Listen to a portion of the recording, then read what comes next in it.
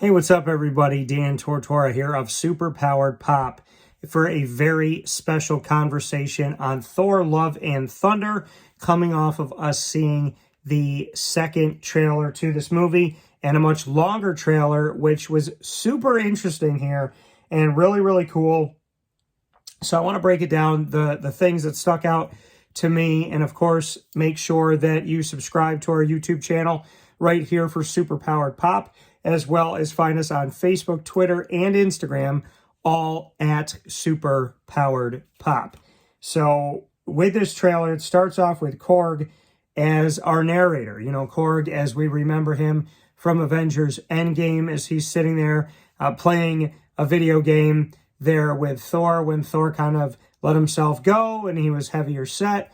And we obviously see there's this hope that they could get him back into the team and hope that they can bring him back in to help him fight against Thanos. And, obviously we see, Hulk come back here to try and make things go with Thor, try to get him back up, get him excited into fighting again. Right. And try to essentially make him an Avenger again.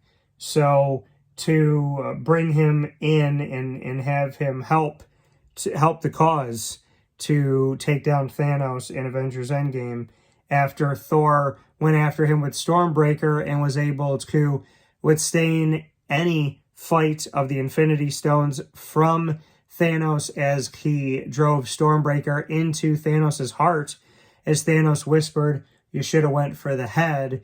And right before Thanos would have died, he snaps his fingers and is able to wipe out half of all life across the universe. So, that obviously leads to Thor letting himself go and getting heavy set. He doesn't want to fight anymore. He doesn't care anymore. He's depressed. He's down. And he comes back to try and defeat Thanos. Well, we see that, he's still in this place where in Thor, Love, and Thunder, he's still heavy set. He's not back to his typical physique. And as Korg starts off this trailer, he is narrating it, and he's talking to a bunch of kids and aliens and alien youth, I should say. And he's talking about Thor, but he's talking about Thor like he would talk about someone who has passed on, right? As if he was remembering and celebrating the life of Thor. The way he described Thor to these children, the way we hear him narrate, it kind of sounds like, could this be the scene at the end of the movie? Does Thor die? And is this, Korg kind of retelling the story of Thor and everything that he's done and remembering him? I thought that the way that it sounded like what you would learn about in like a social studies class, right? And then that Spider-Man and, Tom Holland's recent movies, he talks about the fact that, you learn about Thor in school now when he used to be part of mythology. Now he's a part of, essentially history. So we see Stormbreaker with the lightning that we're used to Thor showing with Mjolnir. And we see Thor with the Guardians of the Galaxy. And not only, and you can see Lily here in the background. Shout out to my little girl, Lily, my sidekick. But we see Thor with this new jacket on that is maroony colored, kind of reminiscent of Star-Lord, who's in the movie with the Guardians of the Galaxy and Thor. And we see this logo on the back of it, and it's a logo that is also bedazzled, very interesting here. And then we see, the Guardians are with Korg. So Korg is actually on the ship here with Thor.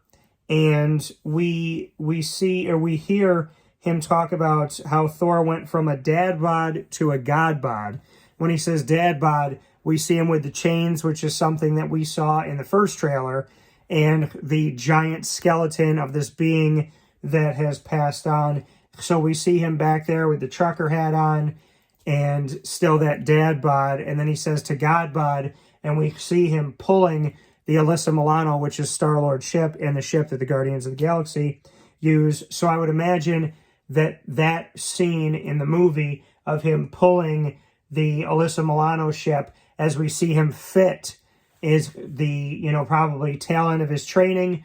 And then after that is where we see, probably in the movie, him having that vest on, flipping up the collar and leaving the Guardians of the Galaxy. Then for the first time ever, we see Gorr the God Butcher, who is played by Christian Bale. So we actually get to see Gorr the God Butcher for the first time ever. Gorr the God Butcher in the comics has, you know, a white body and obviously is donned with that black inky substance, which is the alien symbiote, which we also know very well from Venom. And we see Mjolnir broken apart as we remember it from when Hela broke it when we were watching Thor 3, Thor Ragnarok. We saw that moment happen with Hela breaking, and just to show her power and her might, as Thor throws this at her, and she shakes it in the air and breaks it into all these pieces. When we see it return, we see that this is the Mjolnir that we know of, right? Because it has all the cracks in it that she had broken it into the pieces. We see it reassembled with all the cracks and the bluish white lightning running through it. It goes toward Thor. Thor gets this childlike reaction. He's excited. His eyes light up. He smiles and he's like, Mjolnir, and he reaches out for it. And right as he's about to grab it, it stops and flies in the other direction. And then we see that scene where it's grabbed by the mighty Thor, a.k.a. Jane Foster. At this point, he doesn't know it's Jane. In the very next scene, he is dressed with a helmet again that looks like the comics, with the sides that look like the wings. But now he has more face covering and there's more color to it. It's not just simply one metallic solid here. It's got some color to it and a lot of covering over the face. And when we see Thor with this new helmet on, he's looking at Jane, and she no longer has the mask on. Her hair is down, and he looks at her in surprise and says, Jane? And then we also hear Jane say, what's it been, 4 years? She says that to Thor, and he says 8 years, 7 months, and 6 days, give or take. And so, obviously, we know he's still in love with her, and he misses her. We got this from him in in their quest to try and defeat Thanos. We know this from Avengers Endgame and his pain from that and missing Jane. And then we see Gorr the God Butcher. Well, he makes the statement, the only one some gods care about is themselves. So this is my vow. All gods will die. So I find it interesting there that he says, some gods care about themselves, but I'm going to kill them all. And we see the sword coming out of the ground. We are thinking that this, even though the sword looks like Excalibur and it doesn't move, it's not liquefied in this moment, we think that this is still the sword that is a symbiote and is connected to the King in Black, connected to the beginning of the symbiotes, which could also say why in Spider-Man No Way Home we see that the Eddie Brock Venom, played by Tom Hardy, leaves a piece of himself in Earth 616. So, you know, this could obviously all play back to that. And then we see a scene where Gorr looks more like himself in the comics, and Gorr the God Butcher is kind of pushing through this moving black substance, which, you know, looks a lot more like Venom and the symbiote. We see that Valkyrie is actually fighting Gorr the God Butcher, and Gorr the God Butcher says to seemingly Thor, we don't see Thor on screen, but seemingly this is it. And we see him bleed, and he bleeds the black, which also likens him to the comics, where he is white and symbiotic black. We hear Gorr the God Butcher say, you're not like the other gods I've killed.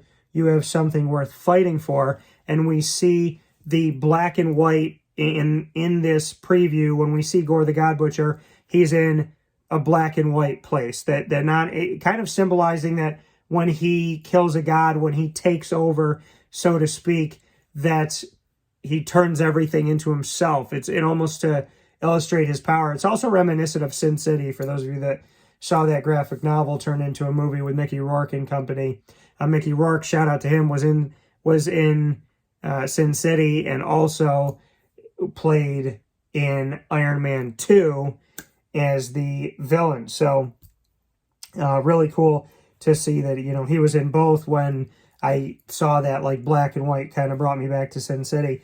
But, you know, in these moments of the black and white, when he says, "You're not like the other gods I've killed, you have something worth fighting for," we see him reach out his hand, Gorr the God Butcher, and this is probably a flashback because his family's killed by a god, which starts him on this quest to kill all the gods. We see him reach out to another hand, which I would imagine is his late wife. And we end the preview with Jane in the typical Thor pose, with Jane's Mjolnir, you know, with Mjolnir up in the air, but Jane holding it as the mighty Thor, and lightning comes into it. And she looks like she's in this Egyptian-style place, or this place of worship with these golden deities and whatnot. So could that be a connection to Moon Knight? I don't know.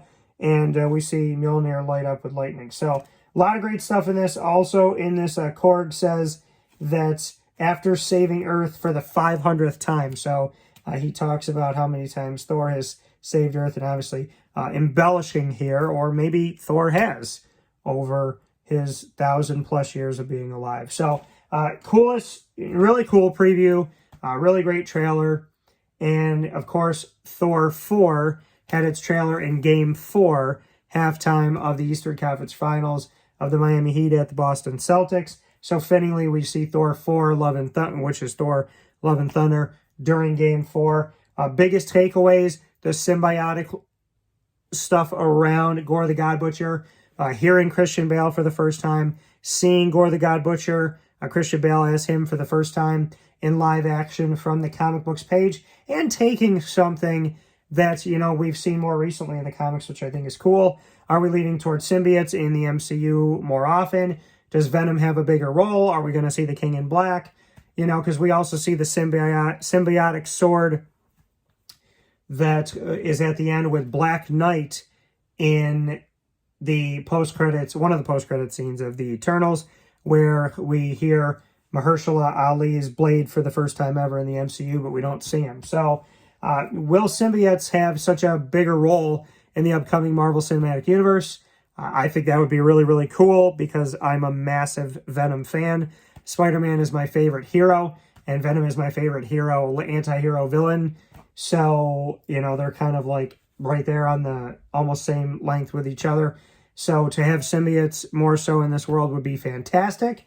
And I look forward to what this could mean for it with Gorr the God Butcher. And then we see Gorr the God Butcher take his sword and jam it into what looks like a planet. And then it almost makes you think of Ego, the living planet, who is the father of Star-Lord, which is why he's not totally Terran, a.k.a. human from Earth. And so we see him jam his sword, and his sword almost creates this electrifying bluish-white lightning like we see from Mjolnir, but in the negative sense. So definitely awesome.